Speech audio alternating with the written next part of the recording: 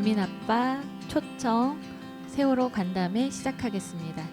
안녕하세요. 저는 유민아빠 김용호님 초청 세월호 간담회 진행을 맡은 잘됐으면 좋겠어의 임명희입니다. 안녕하세요.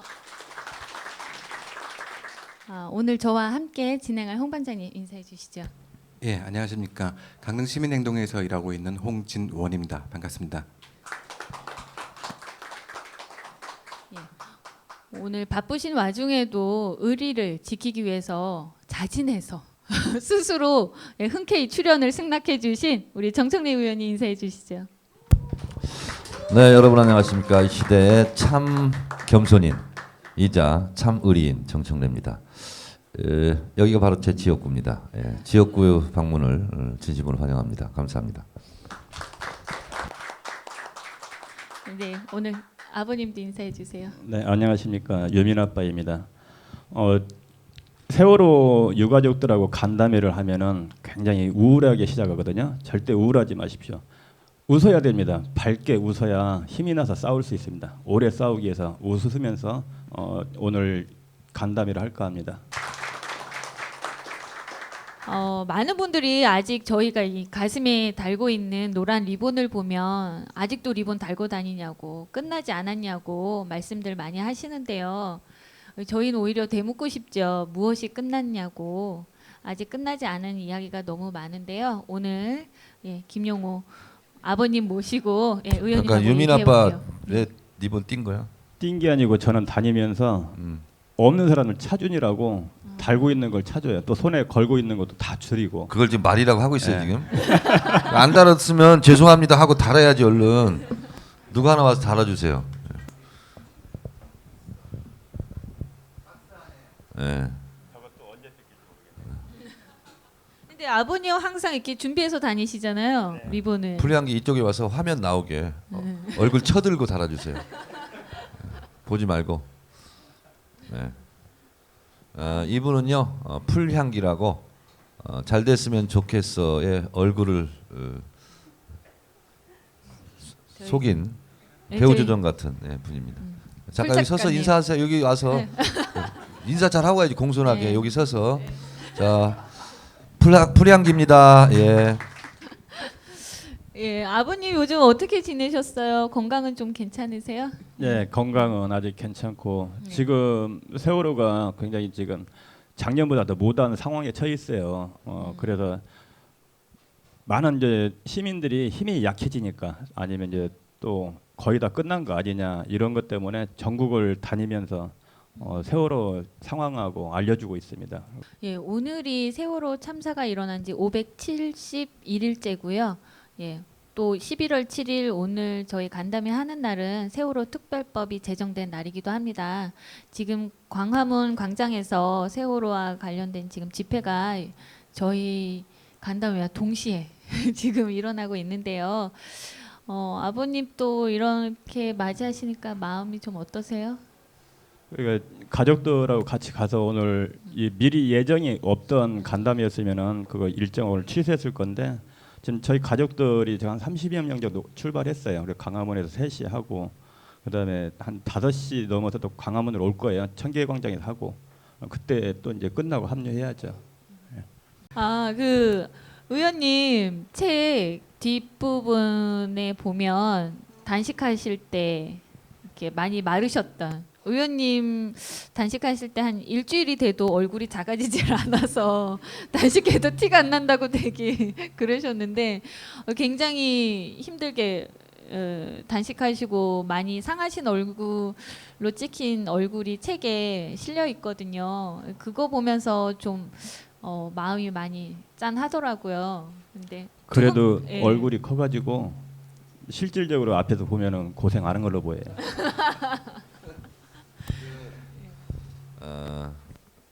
그 뭐야 세월호 얘기할 때마다 좀 조심스러운데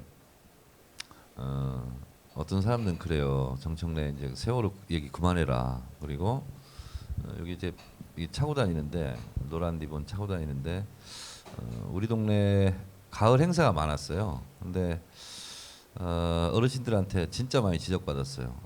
지겹다 이제 그만 뛰어라. 그리고 부모 돌아가실 때도 그렇게 1년 넘도록 그거 달고 다녔냐 뭐 이런 얘기 제가 많이 들었어요 사실은.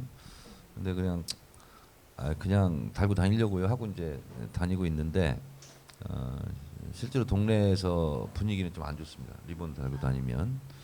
근데 그게 뭐 좀 손해를 볼지라도 제가 그렇게 얘기해요. 언제 뛸 거냐 하면 그냥 내 마음이 내킬 때 뛰겠습니다. 이렇게 하고 다니는데 언제 마음이 내킬지는 모르겠는데 드디어 국회에서도 의원들이 뛰라고 이제 좀 얘기하기 시작했어요. 그래요? 네. 막 볼 때마다 뛰라 막 그러는데 네. 좀 괴로워요 좀. 네.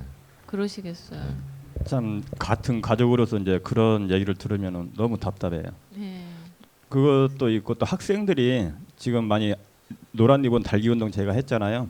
달고 가면은 학교 선생이 뛰라고 그런대요. 참 교육자나 어른들이 이런 생각을 가지고 있으니 너무 답답할 실정입니다 지금. 그 두 분 다 단식을 하셨잖아요. 뭐 단식하실 때 힘든 것도 뭐 있지만은 실제로는 단식 끝나고 나서 회복할 때가 훨씬 더 주의할 것도 많고 조심해야 될 것도 많다라고 그렇게 알고 있거든요. 회복하실 때 뭐 힘들으셨던 점이나 그런 거 좀 말씀을 좀 해주시면 좋겠어요.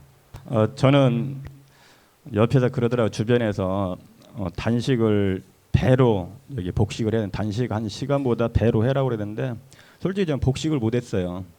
첫날 쓰러져 간 날부터 보수 단체라고 그러죠. 보수 세력들이 유민 아빠 내보내라고 그 개새끼 내보내라고 막 이렇게 해서 병원에 계속 압류를 넣었어요. 전화 민원을 넣었어요. 그러다 보니까 40일째 원장이 그러더라고요. 원장도 더 이상 버틸 수가 없으니까 나가달라고 그러더라고요. 그래서 집에서 40일째부터 혼자 복식하다 보니까 제대로 못했어요. 그래서 몸이 이제 복식을 제대로 못한 상태에서 또 이번에 올 봄에 시행령 폐기 때문에 또 풍찬노수를 한 달 했잖아요. 그러고 나서 이가 안 좋아졌어요. 지금 이 몸이 안 좋고 1년 지나니까는 좀 효과가 나오더라고요. 몸이 안 좋아지는 게 좀 관절하고 이 두 가지가 조금 안 좋아졌어요. 예, 의원님은 후유증 없으세요? 후유증은 너무 빨리 얼굴 사이즈가 돌아온 게 그게 가장 큰 후유증이죠. 유민 아빠 실려가고 고날제가 시작했잖아요. 네. 저는 복식을 좀 잘한 편이에요. 이 단식도 만으로 계산해야 돼요. 원래는 제가 25일째 그만뒀거든요. 근데 만으로 따져서 제가 24일 했다 이렇게 하는데 그래서 25일째 아침까지 굶고 점심 때 이제 미음부터 시작해 저는 19일 했어요. 복식 병원에서 비교적 잘한 편인데 유민 아빠도 그런가? 1년이 지나니까요. 나타나요 이게 이 단식에 장사 없는 것 같아요. 어떻게 나타나나요? 졸려요 그냥. 네. 네. 아침 먹어도 졸리고 점심 먹어도 졸리고 그래서 요즘은 점심 먹고 한 30분씩 자지 않으면 활동을 못 하겠어요. 그래서 네, 저도 심합니다. 그게. 그래요. 졸립고 그리고 저는 몸이 굉장히 좀 가려워가지고 그것까지 복합이 됐는데 그것 때문에 그런지는 모르겠는데 그렇고 체중은 한 4, 5kg 아직 안 돌아왔어요. 네. 그래서 얼굴이 좀 더 작아져가지고 그건 괜찮아. 피로가 예전하고 틀리게 단식 전에는 한 2시간 정도만 다 풀렸어요. 그리고 또 일을 열심히 하고 12시간 일을 했는데 지금은 그냥 몸이 계속 일어나질 못해요. 자게끔 만들어요. 몸이 피곤해가지고 피로도 안 풀려가지고 장거리 한번 제주도 같은 데 갔다 오면 보통 하루 쉬어가지고 안 돼요. 지금 3일째 쉬고 온 거예요. 보통 이틀 동안 잠을 자요. 유민 아빠 내가 누구한테 전문가한테 들었거든요. 근데 20일 넘게 이렇게 단식을 하면 정신력으로는 버틸 수 있는데 몸이 너무 충격을 받는데요. 그래서 회복하는데 굉장히 나는 괜찮아 이렇게 하는데 실제로 몸과 마음이 따로 노는 건데 몸이 너무 놀래가지고 네. 그래서 그 이후에 단식 이후에 뭐 음식물을 섭취하잖아요. 그러면 언제 또 내가 단식을 당할지 모른다 몸이. 예. 그래서 굉장히 이렇게 뭐랄까 꽉꽉 잡는다 그럴까 그래가지고 이 뇌를 더 많이 쓴대요. 그래서 자꾸 이렇게 피곤증이 온다고 그러더라고요. 세월호를 다룬 그 다큐 나쁜 나라에 보면은 이제 유민 아빠가 여러 장면 좀 나오잖아요. 교황 만나기 전에 다른 이제 가족분이 교황을 만나면은 어떻게 하실래요 하고 여쭤봤을 때 제가 본 장면은 유민 아빠가 10초간 안아달라고 그럴 거다, 안겨 있을 거다 이렇게 말씀을 하셨어요. 10초간 안겨 있을라는 얘기가 아니고요. 예. 그때 상황이 어떻게 됐냐면은 교황 성화가 이제 한 바퀴 돌 때 사람을 이제 우리한테 다가와서 이게 어루만져주고 손을 이제 머리에 얹어주고 하는 시간이 10초래요. 10초 평균 잡아서. 그러면은 그 10초 동안에 만약에 교황 성화가 나한테 오게 되면은 무슨 말을 해야 될까? 짧은 시간 10초 안에 뭘 전달을 해야 될까? 전달할 것도 없잖아요. 그래서 그 장면인데 예. 10초 동안에 무슨 말을 할 거냐고 그 의논했던 얘기였어요. 그게. 그렇죠. 예. 단식하고 저희가 이제 30일 넘었는데도 불구하고 정부는 특별법 제정을 안 했잖아요. 그 방법이 없더라고요. 교황 성화가 15일 날 와서 여기 광화문에서 16일 날 시복미사를 한다고 그래서 그러면 우리가 여기를 비워주지 않으면은 정부가 특별법 제정해 줄 거 아니냐. 그 오기로 참았던 거예요. 그래서 이제 천주교 쪽에서는 그렇게 얘기했죠. 저 광화문 현판 끝에 있잖아요. 거기가 교황 성화가 이제 연설하는 재단이죠. 그 앞에다가 바로 유민 아버님 자리를 만들어 주겠대요. 그래서 싫다. 난 이 자리 그대로 있겠다. 제가 했던 데는 반대 끝이었잖아요. 광화문 끝. 제가 가서 거기 앞에서 미사 받아본들 뭐하냐. 지금 언론이 우리를 굉장히 폄하했잖아요. 그 당시에. 전 세계에 알릴 수 있는 방법은 뭔가 하는 이슈를 만들어야 되는데 무엇로 만드냐. 그래서 저는 그 자리 안 하고 지금 있는 이 자리에서 교황 성화 내 앞으로 걸어오게 만들겠다. 만약에 안 만나주면 내 지팡이 잡고 뛰어나가겠다. 이 두 가지 중에 하나는 전 세계에서 언론이 탈 거다. 그래서 그 자리를 고수했던 거고요. 그러나 교황성하고 몇 차례 서신을 보냈는데 설마 만나줄지는까지는 몰랐어요. 50대 50이었죠. 만나줄 수도 있고 안 만나줄 수도 있고.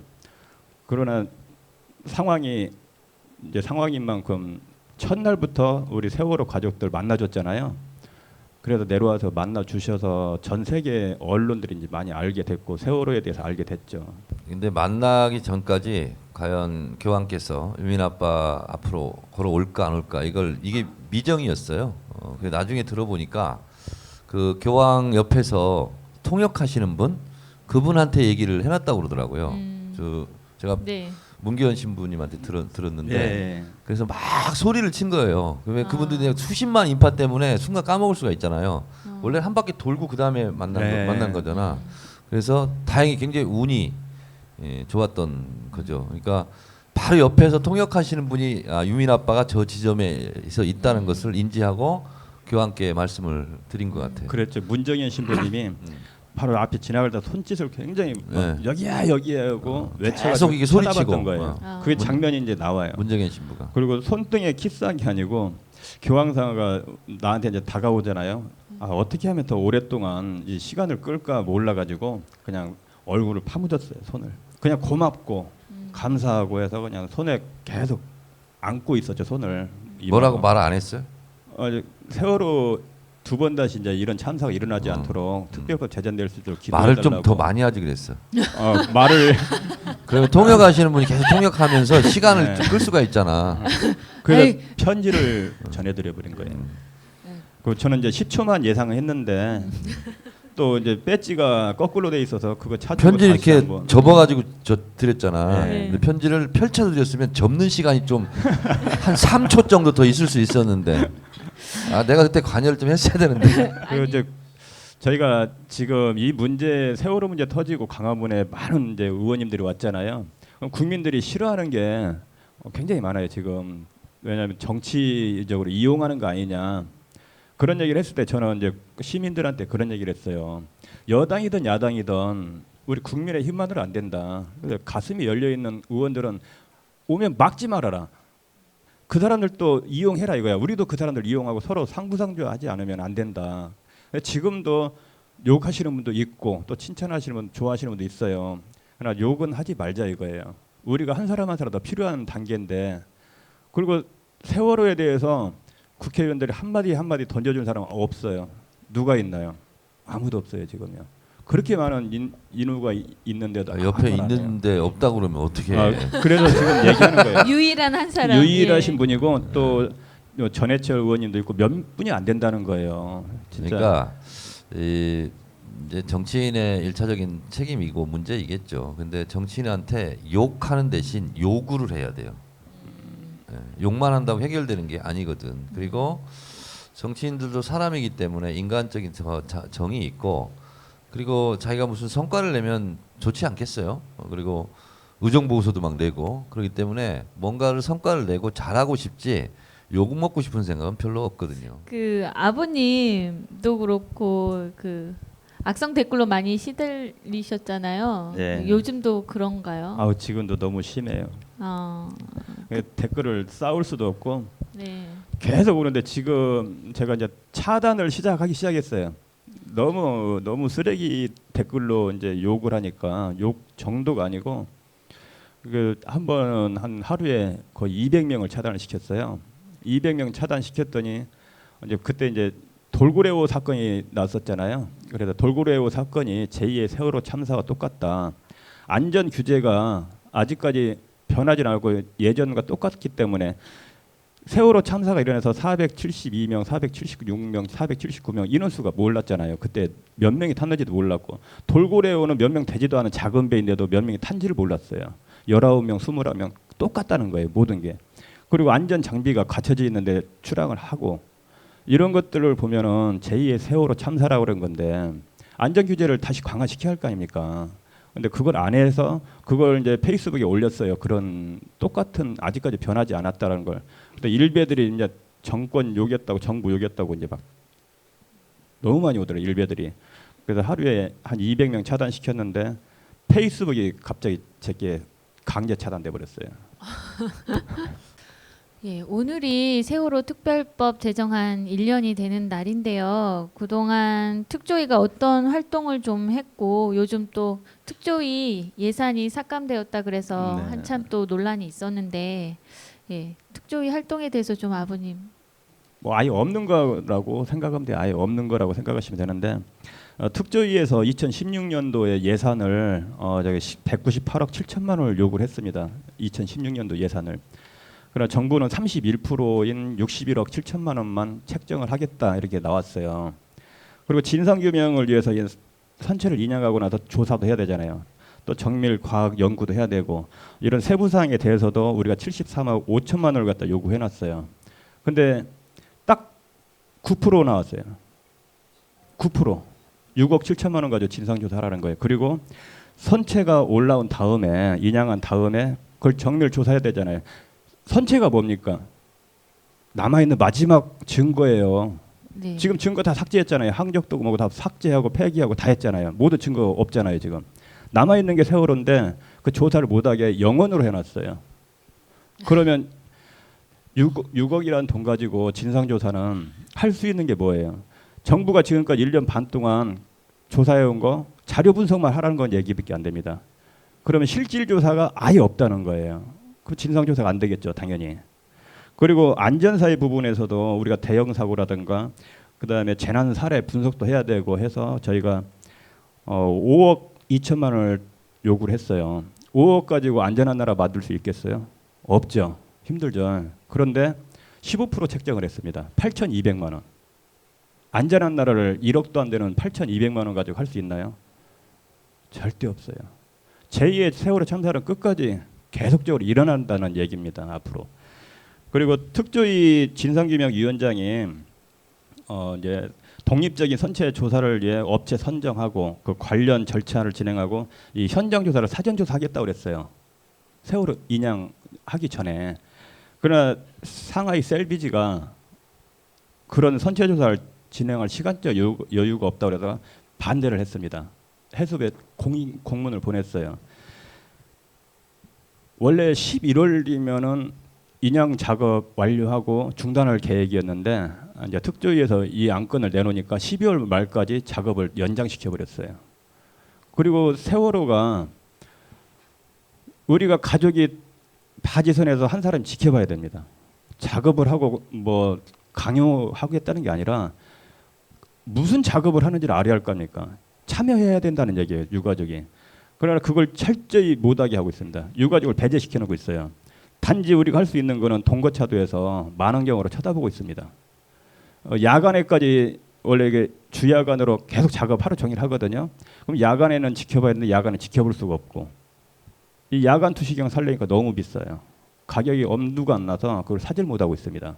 그러니까 주간에만 저희가 이제 만원경 보면은 셀비에서 또 우리를 쳐다봐요. 만원경으로 쳐다보고 어떻게 작업하냐? 패를 돌려요. 패를 돌리면 안 보일 거 아니에요. 그렇게 하고 작업을 해요. 그러니까 정부나 상하이 셀비지나 협작이 들어가지 않으면 그 일을 못합니다. 예. 그리고 특조위에 제일 문제가 되는 게 이 기간이에요. 1년 6개월에 3개월 연장하기로 돼 있었잖아요. 우리는 언제부터 이 기간을 1년 6개월 잡을 것이냐가 굉장히 중요한 안건입니다. 그래서 우리가 조사, 실질조사 이제 시작한 단계 7월 29일부터 이제 특조위나 해야 되겠다 했는데 정부에서는 1월 1일부터 합니다, 지금. 그러면은 언제 끝나요? 조사하기도 전에 끝나는 거예요. 이제 조사 들어가려고 그러면은 끝나는 겁니다. 지금 1월 1일로 강행하고 있어요. 그거 왜 1월 1일로 해놨겠어요? 우리는 7월. 특별법도 마찬가지고 시행령도 마찬가지고 이 정부는 0을 제시합니다. 20을 주기 위해서 0을 제시해요. 우리는 100이란 마지노선이 있는데 그렇게 던져놓고 가족이 또 들고 일어나 떠들면은 조금씩 하나씩 내주는 거예요. 그럼 어느 정도나 될 것 같냐 예상이. 아마 3월 27일로 하지 않을까. 왜? 임명장을 수여받았잖아요. 그날 특조위원장들이. 그래서 3월 27일로 하지 않을까라는 예측도 있는데 저는 그렇게 생각 절대 안 합니다. 조사관들이 120명이 우리가 있어야 된다고 했는데 특조위에서 120명이 뭔 필요 있냐 잘랐죠. 그럼 그 인원 80명이나 된다는 인원이 전체에 다 보강이 되고 조사관들 입력하면 바로 조사 들어가는 게 아니고 한 달 동안 교육을 받아요. 또 교육 받고 조사하는 날부터 나는 봐야 된다고 봅니다. 아니 훈련도 안 받고 그랬는데 교육도 안 받았는데 지금 막 한다는 거예요. 그래서 지금 세월호가 엉망이란 거 알겠죠. 남들은 보상금 받았으니까 끝난 거 아니냐 이런 얘기 하시는데 절대 아닙니다. 아예 아무것도 할 수 없는 특조위가 됐습니다. 그리고 2년 동안 아무것도 할 수 없고 그냥 쳐다만 보고 있습니다. 상황이 굉장히 악합니다. 예, 지금 유민 아버님께서 매우 중요한 얘기를 한꺼번에 여러 가지 지금 말씀을 하셔서 하나씩 조금 좀 확인을 하고 갔으면 좋겠네요. 제가 유민 아빠가 길게 얘기한 거를 네. 몇 문장으로 제가 요약 정리를 하겠습니다. 이 세월호 시행령의 핵심은 문제를 일으키지 말고 정부가 주는 조사 자료 그것만 조사해라 이런 거예요. 그러니까 정부가 제출하는 자료 이외의 것은 보지 마 이제 이런 거고 세월호 시행령의 정부의 취지는 그런 거고 그리고 예산은 198억 신청했는데 62억 이렇게 줬는데 이거라도 감지덕지하게 생각하고 있어라 이런 뜻이고 그리고 조사 기간 이거는 무슨 얘기냐 지금 총선을 앞두고 있는데 거기서 뭐 하나라도 나오면 되냐 그래서 그거는 총선 이후에 보자 이런 거예요. 그래서 우리가 잊지 않고 열심히 투쟁은 하되 실제로 이 정부에서 우리가 바라는 대로 100%의 진실은 나오기가 어려워요. 그래서 제가 유인 아빠한테 항상 그럽니다. 장기전이다 이건 절대로 단기전으로 단타로 뭐 하려고 생각하면 계속 힘만 들고 실망감만 든다 그래서 장기전을 각오해야 된다. 그래서 우리가 정권을 잡았을 때 과거사 진상위원회 이런 거 있었잖아요. 그런 것처럼 세월호 제대로 된 세월호 진상조사위원회를 우리 정권 하에서 다시 꾸려야 된다. 그리고 그때는 모든 자료를 접근해서 거기서 하나하나 낱낱이 디테일하게 다 살펴봐야 된다. 그런데 그때까지 그러면 아무것도 안 할 거냐? 그게 아닌 거죠. 저들이 자료를 숨기거나 호도하거나 하는 것에 맞서서 우리가 계속 유진을 하고 있어야 되는 거죠. 저는 그렇게 생각을 합니다. 어쨌거나 이제 예산을 특조에서 원래 요구한 예산의 3분의 1을 삭감한 게 아니라 3분의 1만 책정을 한 상황이잖아요. 거기에 대한 뭐 대안이라든가 방안이 있으신지. 예산은 지금 한참 심사 중에 있어요. 네. 그래서 이것도 우리가 원하는 것을 100% 얻지는 못할지라도 저들이 왜 예산을 깎으려고 하는지 그런 부분은 충분하게 주의를 환기시킬 필요가 있겠다라는 생각이 들어서 그것은 제가 하겠습니다. 이렇게 국민들은 이렇게 이제 활동을 하고 열심히 하고 있습니다. 그것에 대해서 정치권에서도 좀 더 확실하게 좀 방안을 강구해 주셔야 되고요. 권력을 가진 사람이 국민을 대할 때는 국민을 내 편으로 만들어서는 안 된다는 거예요. 권력이 국민의 편이 되어야 되는 거지 국민을 내 편을 가져가려고. 그래서 정권 교체도 얘기하고 내년 총선도 뭐 선거도 말씀하시지만은 국민을 선거 시기에 내 편으로 만들 생각을 하시지 마시고요. 어느 정당이 됐든 간에 그 정당은 정치인들은 국민의 편이 되어주면은 정권은 교체가 될 거라는 생각을 합니다. 저는. 얘기 듣다 보니까 그런 생각도 들어요. 국민의 편이 되어주겠다고 말하고 말 바꾸잖아요. 그런 척 하잖아요. 그러니까 국민의 편 들어줄 것처럼 그렇게 해서 제발 한 표만 찍어 줍시오 하면서 말 바꾸는. 줍시오 그건 어디 사투리야? 아 보통 그러나요? 주십시오 이렇게 하는데 줍시오는 이게 강릉 사투리인가? 제일 중요한 문제는 이제 시행령이 저기 올 봄에 진짜 엉터리 시행명령이 이제 어차피 통과됐잖아요. 시행령이란 거는 대통령령으로 공포하는 거예요. 그래서 이 정권이 교체되고 하자는 이유가 선동하는 게 아니고 시행령을 폐기를 해야 하거나 개정을 하려면은 어떤 당이 맡아야 그게 해주겠냐 이거예요. 예? 그러려면은 그만큼 민주적에 의해서 싸워주는 당이 돼야 된다는 거지. 그래도 만약에 또 정권 교체를 하지 않으면은 시행령 또 개정도 못하고 폐기도 못하고 끝까지 또 연장선에 싸운다는 거예요. 저희가 싸울 때 가족들이. 그래서 교체만 된다면은 우리가 안건 내면 되잖아요. 또 의원님도 앞장서서 폐기해라 개정해라 해주실 거고 당연히 해줄 거잖아요. Of course.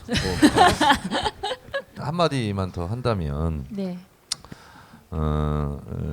이제 세월호가 침몰해 가는 과정을 제가 의원회관에서 제 텔레비전 생중계로 이렇게 봤는데 여러분 다 아시겠지만 저는 구조됐다.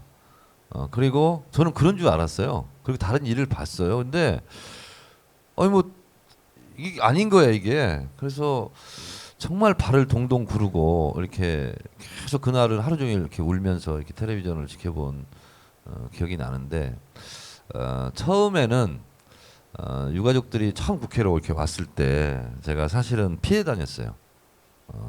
감당이 안 될 것 같아서 계속 피해 다녔어요.